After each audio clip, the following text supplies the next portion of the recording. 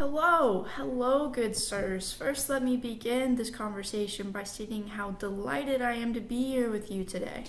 There have been many occasions where it seemed I was the only delegate left in our nation, except for my comrade Benjamin Franklin. I can never forget you, old faithful friend.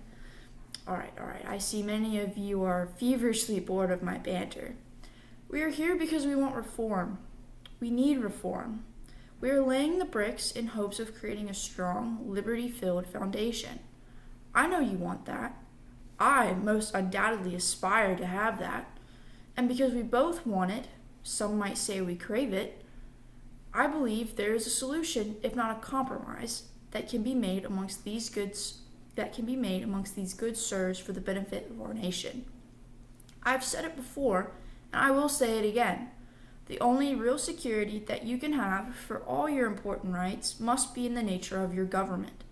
If you suffer any man to govern you who is not strongly interested in supporting your privileges, you will certainly lose those privileges.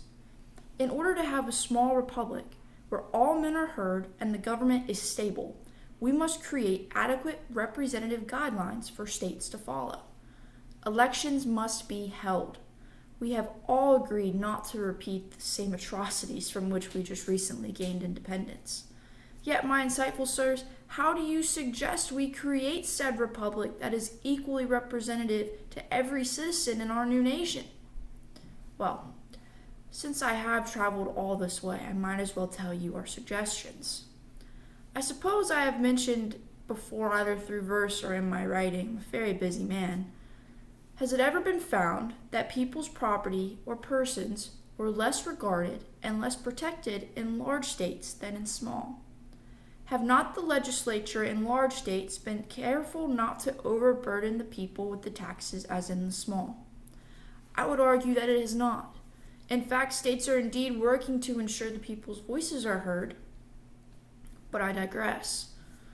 Back in my home state of Connecticut, I have been manipulating and redrafting plans for a form of representative government we, as justified men, can compromise on. Along with the aid of my other good comrade, Oliver Ellsworth, my proposal is this. We devise a bicameral legislature. In this legislature, each state, regardless of size, will elect 2 members to the Senate. However, the number of members of the House of Representatives will depend on the population of the state. With this suggestion, it would be up to the states to appropriately determine population size, as well as select the 2 members of the Senate. Now, I understand that this is new and unexplored territory. I ask that you provide your grievances, suggestions, and ideas so that we can move forward towards a compromise. And if you good sirs would prefer to give this proposal a name, might I suggest the Great Compromise?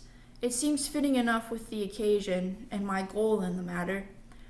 Anyway, thank you, good sirs, for your modest and deep observations. I look forward to a unified conclusion soon. Thank you.